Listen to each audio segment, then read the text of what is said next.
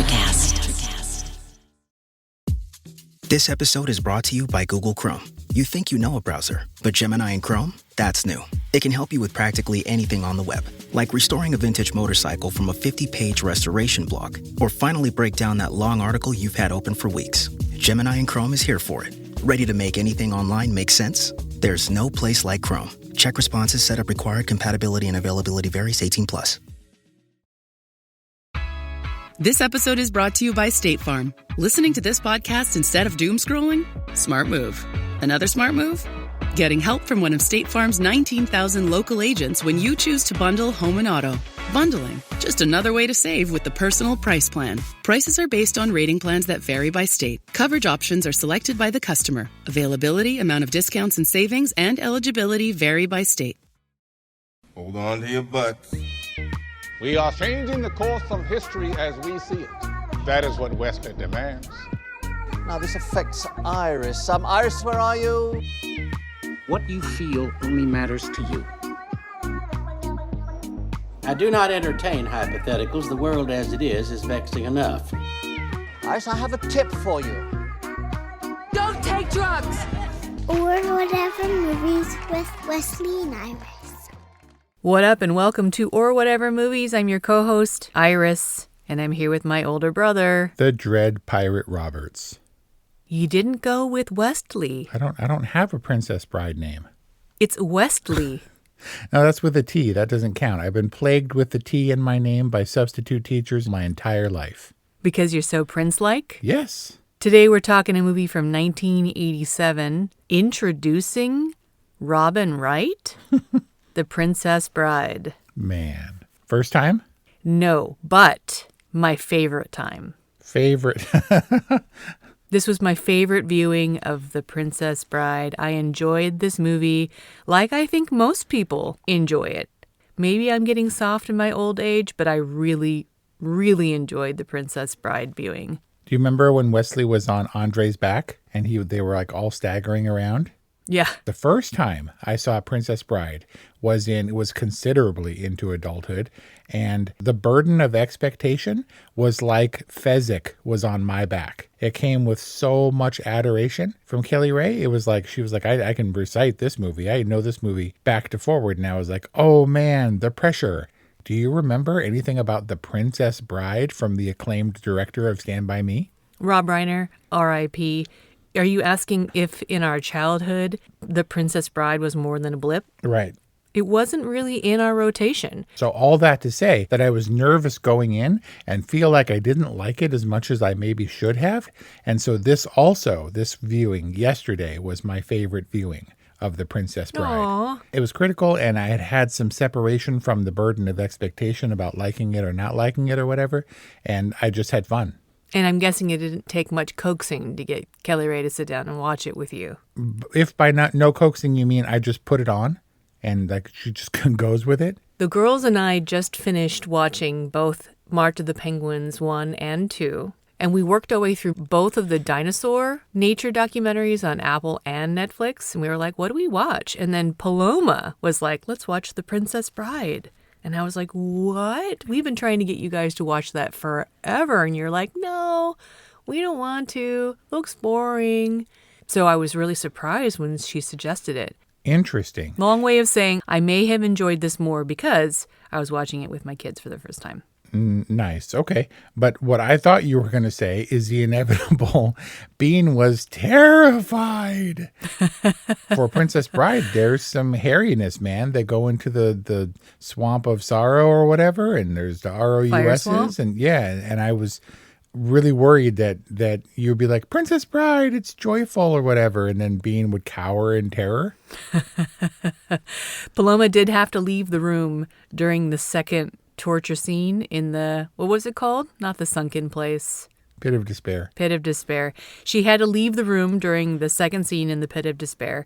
I guess that torture machine is way too scary for her. They didn't mind so much the ROUSs, although those things are hideous. Hideous. And they are people, right? They are people. Yes, they were. What about the flame bursts, which even as an adult, I had to pause and rewind. And I was like, wow, those are real flame bursts near those real actors. I don't know if it actually set her dress on fire, the result of the flame burst, but I was like, Sure looked like it. Right. So obviously it's orchestrated so that once they move out of the way and they're clear of the burst, someone hits the button for the jet of whatever. And, but still, it looked great and it was real fire. And I like how Roberts at the time, like, turns away and doesn't even glance at the flame burst, which goes off right by his head. That wasn't scary. The swamp in general wasn't scary, huh? It was a little scary, but not as scary apparently as the torture. Yeah. Inflicted by Christopher Guest, which I was like, what? Christopher Guest in such a thankless role? Yeah, well, everybody's Is Rugen friends. supposed to be funny? I guess so. I mean, he's a very important character. I guess he plays it pretty straight in this one, but obviously he is Rob Reiner's buddy from Spinal Tap. No, right, of course. That makes sense. Yeah, this is Rob Reiner's world, and we're just visiting it. But what a fun place to visit. Was Carrie Elways a Rob Reiner favorite prior to The Princess Bride? I don't think he was very far into his career, but boy is he dreamy with that chiseled jawbone and that floppy hair. And his little mustache. The girls were very taken by his as you wishness and are in this funny place right now where they think kisses or smoochies, as they call them, are like the grossest thing, but also they celebrate them. They're like, yay, ew. Yeah, by the time at the end, Fred Savage is like, well, I don't mind so much. When you get caught up, man, you get swept away in the romance and the adventure. I do owe Carrie Elwes and I guess Rob Reiner a debt because I looked at Kelly after this movie and I was like, so did I get any brownie points or whatever the term is for being named Westley after one of your favorite movies? And she's like, maybe a little. Aww. Score. So it raised the name, or at least a variation thereof, in the world's esteem. Yeah, I think in general. But actually, I didn't get this one very much. By the time I hit high school in the 90s, it wasn't about Westley from The Princess Bride. In fact, I never heard that. That was how much it was on my radar. It was always Wesley Crusher from Star Trek, which was equally alien to me, if you will. Alien, get it? Star Trek. So that's what I always got. And is that a good thing? No, not at all. Oh, who was Wesley Crusher? He was Will Wheaton from Stand By Me fame, of Rob Reiner fame on Star Trek. And what did he do? Was he a bad guy? No, he was a little squirmy kid. I don't know. I didn't watch Star Trek. What am I, a nerd? All right. Nope. You watch I Love Lucy. Yep. Okay. Can we talk about this amazing cast? Let's do it. More. Mandy Patinkin only exists in The Princess Bride for me. Really? Yep, that's it. What else do you have? Because it's either Inigo Montoya or it was Mandy Patinkin talking about, in reunions and interviews, talking about Inigo Montoya. Okay, but he's still a prolific television actor. Okay. I'm going through his IMDb credits. He was in Homeland. Mm-hmm. I saw that. Sure. He's a voice actor in The Princess Bride game. Oh, obviously. Okay, so you're right, but why is his name so well known? Because of The Princess Bride. His name is Inigo Montoya. You killed his father. Prepare to die.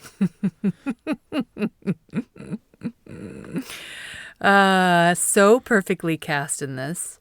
But I'm guessing you wouldn't say the same for Robin Wright. Say what same? That she only exists in The Princess Bride. No, obviously she existed as Jenny forever, but that was after The Princess Bride, and considerably so. So I'm guessing to most people, Jenny looks more like a busted Princess Buttercup in Forrest Gump and not the other way around, where I'm like, oh, she looks impossibly young in The Princess Bride because I'm used to seeing her all strung out and being a punk to Forrest. Spoiler. So which performance, I guess, is more beloved to you? Okay. I mean, Princess Buttercup is a good character, and she plays a good princess. But I can't support her. She's lucky. Robin Wright is lucky that I didn't carry this thing from Forrest Gump where I hate her because I hate Jenny. It could have been Jenny? a Really? Brian Dennehy First Blood situation. That was a Rambo reference? Yeah, it was a First Blood reference. I watched it critically. I can't think that she ever, it wasn't, some of that stuff wasn't her fault, and it influenced her decisions later on, but she was a blight on Forrest's otherwise happy, idyllic life. What do you mean, a blight? Imagine the things that he could have achieved. In spite of all, none of his achieve. But none of his achievements had anything to do with Jenny. They weren't because of her, rather in spite of her. I blame Jenny's dad, not Jenny. She couldn't help it, but she perpetuated the cycle of trauma. Of trauma. That's a better word. Okay, I think I know the answer to this one, but who is Chris Sarandon to you? The fruit bat, Jerry Dandridge, is, always will be, pretty good Humperdinck. And so does Fright Night predate The Princess Bride? That's a good question. I think it was just before. Fright Night was first. Fright Night was first, so he's coming off of his evil villainness, and he's just a slightly toned down, more royal version? Yes. And, but no less evil intent. No. A lot less seductive-y. Yes. Well, I think you'd have to be in any role where you're not a fruit bat. But I noticed in The Princess Bride that all of these relationships are bound by honor and honesty, I suppose. Montoya helping Roberts up off the cliff wall and agreeing not to fight until he's had a chance or whatever. All of these discussions are bound by the rules that they set, these social conventions that they set in place, except for Humperdinck, who is the only outright dishonest liar one. Because not only does he set the gang of three on their quest to kidnap the princess, but he also intends to murder her himself. Right, and there are the kidnappers, but still they have this strange code to which they are bound.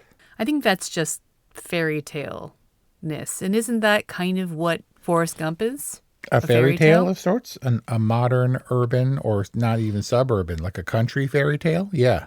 Yeah. All right, we already talked Count Rugen, but we haven't talked Vizzini. You mean Mr. Hall, the future Mr. Geist? Yes, and also doesn't he voice the dinosaur in Toy Story? Yes, he does. Good call. But still, he'll always be of Clueless fame, which again, strangely, is way after The Princess Bride. I think, 7 years after. Had you ever heard of Andrei Roussimoff? Andrei Rene Roussimoff? Yep.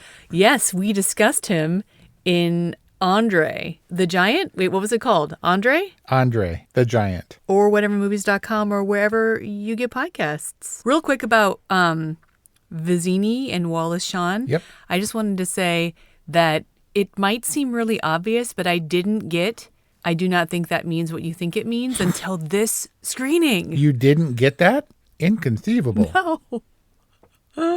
I mean, I've used that line, I don't know how many times in my life, but basically he's saying it's inconceivable, but it happens every time. How did I not get that joke? I don't know, because you watched A Princess Bride like twice in your life? Such a good joke.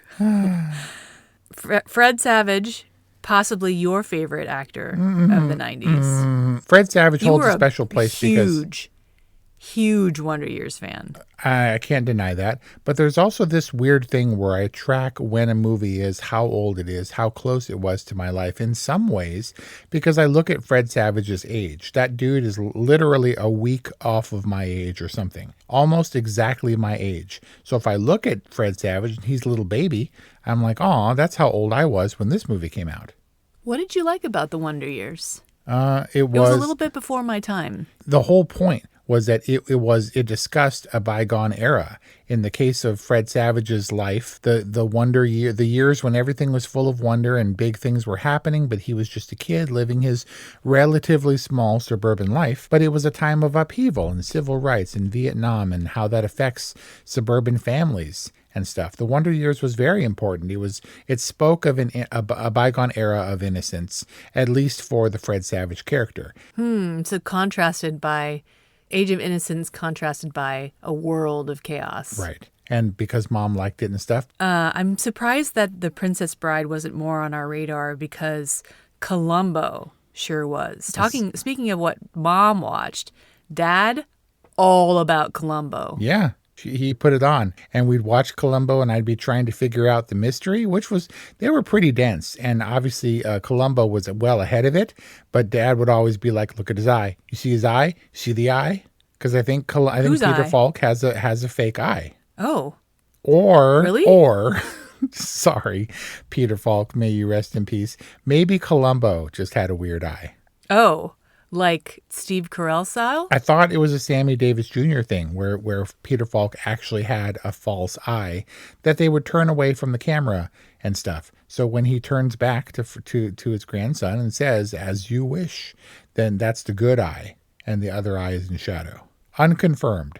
It could be urban legend. What was the Steve Carell movie with the eye?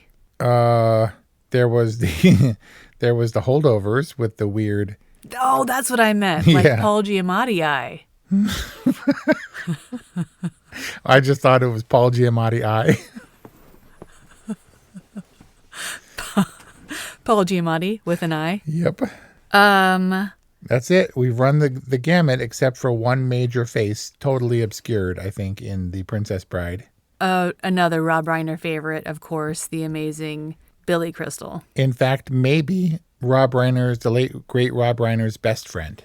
All right. We've covered the cast. We've covered Carrie Elway's dreamy baby blues and sculpted cheekbones. Is The Princess Bride a romance? Yes, hands down. Is it an adventure? Yes, hands down. A comedy? Yes, hands down. Have you read the book? Yes, hands down. Do you recommend it for children? Yes, hands down. But in a Holes kind of way. Disney's Holes, our discussion available at orwhatevermovies.com or wherever you get podcasts. Interesting, where they treat the narrative as fact. So he's talking about Florin as though it were a real place, which is curious because he's condensing or he is editing a history of a country that fully exists in the book, the history of which he takes issue with and finds it unwieldy, so he's whittling it down. It's very strange, but fun. I'm putting it on our audio list. So let's talk about something that is hard to talk about, so you have to keep me in check here, okay? We've discussed at Or Whatever Movies the albino villain. And I've lamented in the past that the poor albinos are always the villains. But in The Princess Bride, is the character that is named the albino, played by Mel Smith, considered a villain? Or just a person who is the employee of Prince Humperdinck and Count Rugen? I regard the albino in Princess Bride, the movie, as more of a sickly gentleman. He doesn't get a lot of sun.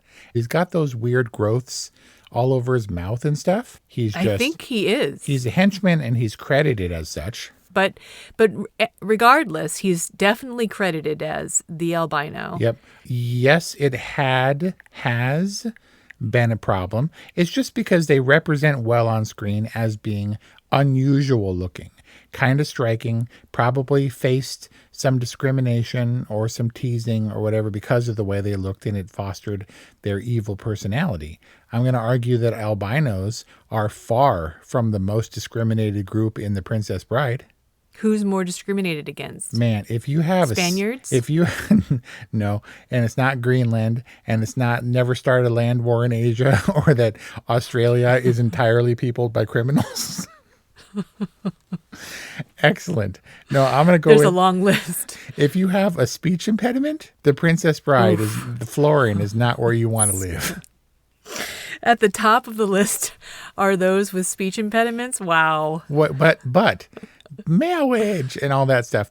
He's not mocked. It's funny to us. And in 1987, maybe people with speech impediments weren't treated quite as fairly as maybe they should have been.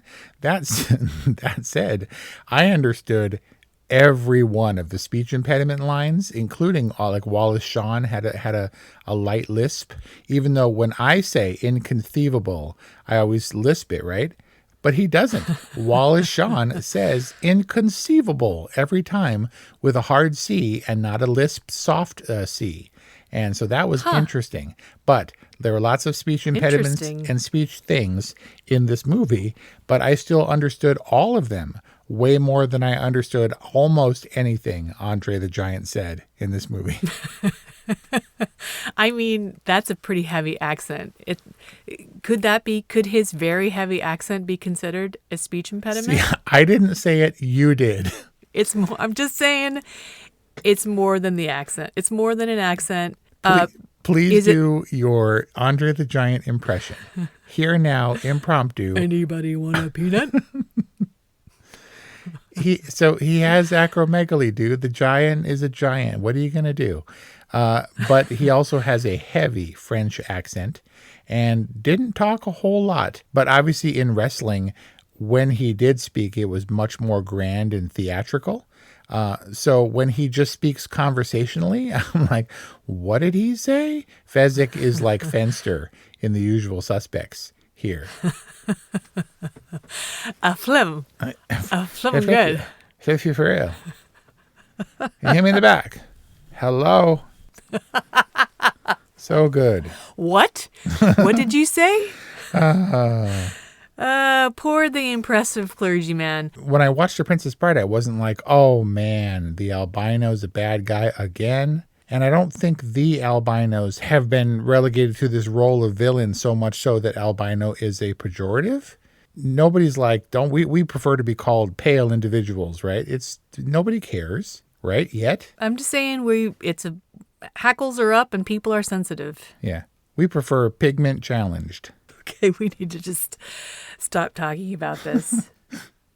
Steer us away, Wes. The Princess Bride is obviously a fantasy romance, adventure, drama, what have you. And I thought it kind of goes hard because, like I was going to say, nobody dies in The Princess Bride, but Westley dies, screaming in pain for all the village to hear, First Blood Rambo style. Oh, yeah. Well, kind of. Yeah, he's half dead. Right, but nobody gets gobbled by eels.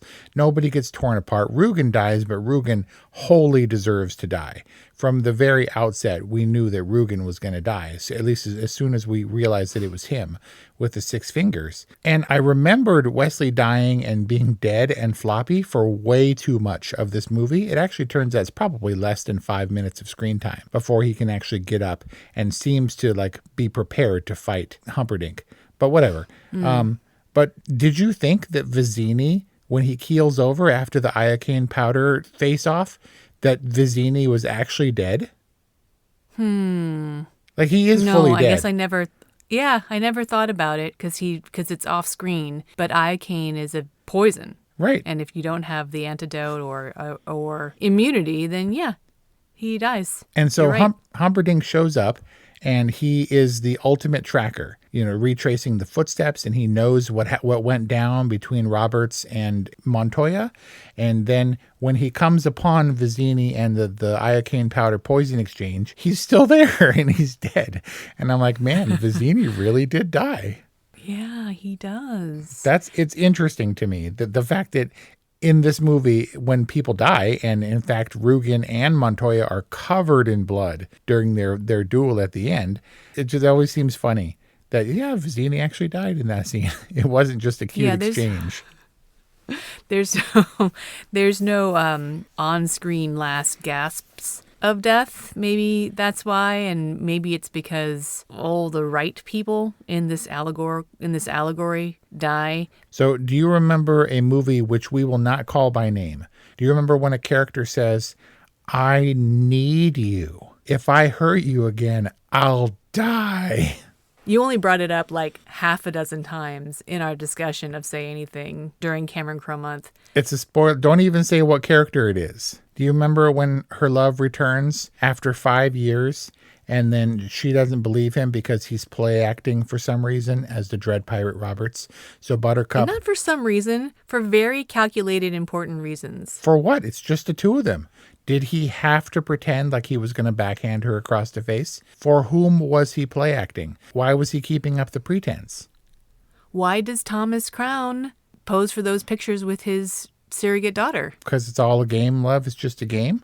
Because how else could he know? Because exactly. Okay. Well, she did love him and because he's a farm boy, pure and perfect. But she then pushes Roberts down the hill. And that is how he is his actual identity is revealed to her. So then in turn, because she needs him, because she would die rather than hurt him again, she flings herself down the hill. She's got the tuck and roll. Okay. She's got that down. Okay, I guess so. I'm just saying it was unnecessary, but it speaks of her utter devotion. You throw yourself down a hill, I throw myself down a hill. That's pretty hot. That's one way to look at it. It is a very sweet romance between two very beautiful people, which makes it just eminently watchable. Man. But that's the kissing part. Nobody cares about the kissing part. Okay, Fred Savage. How did the action read to you? The ultimate duel. When Inigo Montoya comes pretty darn close to dying, to losing that duel, is covered in blood and still bests his enemy in order to honor his father. The duel, it seems like all the good fighting scenes involve Inigo Montoya, both between Rugen and with the Dread Pirate Roberts. They're so great. I was wondering why his shoulders were bleeding. And then Paloma said that they gave each other like mirror injuries. Yeah, on the face too. Man, look at Paloma leaning forward and paying attention. Because this is a movie favorite, should we do some IMDb featured reviews? Sure. 10 stars, the perfect movie. This movie is obviously a comedy. It's obviously a fantasy and meant to be fun. While they don't wink at the camera, there's tongue-in-cheek elements to where at all times we're supposed to understand that this is a fanciful, fun story. I never looked at movies as being like, oh, I feel like they're in on the joke and I want to be part of the joke. It's why movies like Spinal Tap never really resonated with me. Stand By Me goes much harder and there are real stakes accordingly. I don't feel like the stakes were ever present in this, and that's kind of what I've always needed to label perfect movies. It's a perfect movie maybe for this kind of movies, I would suggest. 10 stars. You can't remake this movie. I mean it. Would anybody like a peanut? See, that's part of the joke. That's tongue-in-cheek. That's a wink-wink kind of review or whatever. I agree with that. They should not remake this movie under any circumstances. I also don't think you can possibly shake people of this idea that The Princess Bride is a perfect movie. If you grow up and believe that The Princess Bride is the best movie ever, I think it's going to ruin your perception of other movies that are good for entirely different reasons. 7 stars. Poor and perfect. Nice, good. You know, the special effects, they're cheesy, I think, intentionally. Like, how rugged and real do you have to make the Cliffs of Insanity? It looked like a stage when they were fighting and stuff, and all that's fine. Poor and perfect. That's a good summation. 7 might be a little bit low. For someone to call, to include perfect, what poorness leads to the striking of 3 points off of that 10? 6 stars. Cinematic pantomime with chutzpah. That might be closer to what I'm suggesting, but it's just a different kind of movie making style that I was never raised with. A kind of disparate theme, like set pieces, right? This movie covers a lot of ground, if you will. We're on the cliffs, we're in the water, we are roaming through the forest, we're in the swamp, we're in the pit, we're in the castle, but it does feel a little bit compartmentalized, segmented to me in sort of a Saturday Night Live kind of way. We don't have the travel montages where they're fellowshipping across the Great Plains or whatever. So in that way, it feels small to me, but I feel like it was pretty in step with the characters the actions, and the fanciful nature. This feels like an easy movie that probably wasn't terribly easy to make, but is easy to watch and fun to watch. And I think that's the tone they set out to achieve, and in that way, a monumental success in, it feels good. Yeah, Princess Bride reframes the fantasy for me. I wonder if what makes a fantasy is a total lack of subtext and zero subversiveness. Like, I don't feel like there's anything else going on in The Princess Bride. Nothing that it's necessarily trying to say other than what it's saying on the surface, which is true love, what is it? True love triumphs? Yeah. No, nothing's more important than true love. It's not Tolkien's world. I think that local practices, customs, languages, none of that stuff matters. If you're an albino, then albino's going to albino, and giant's going to giant. Do you know that Andre the Giant said that this was one of his favorite experiences in front of a camera, and certainly his favorite movie, because he wasn't singled out, like he was treated as normal because his character was giant? Aww. Look at how welcoming this environment of The Princess Bride is. All are welcome in Florin? Yep. The six-fingered, the weird mouth sword, the albinos, the lispers, the speech impedimers, the giants. Not the ROUSs. If you're an ROUS, F you. I don't think impedimers is a word. Well, for people with speech impediments, it's a perfectly good word. And that's our discussion on The Princess Bride, which is such a sweet spot for us here at Or Whatever Movies, because it's a movie that everyone has seen or should see, and therefore everyone can listen to this discussion. So please share this with a friend. It helps people find us. Also get in touch with us, 818-835-0473 or whatevermovies@gmail.com. Thank you for listening, and as you wish. Nope, do Andre. Anybody want a peanut? You have to say it with gunk in your throat. You do it. Do it. He's like, hello, lady. I can't do it. Anyone want a peanut?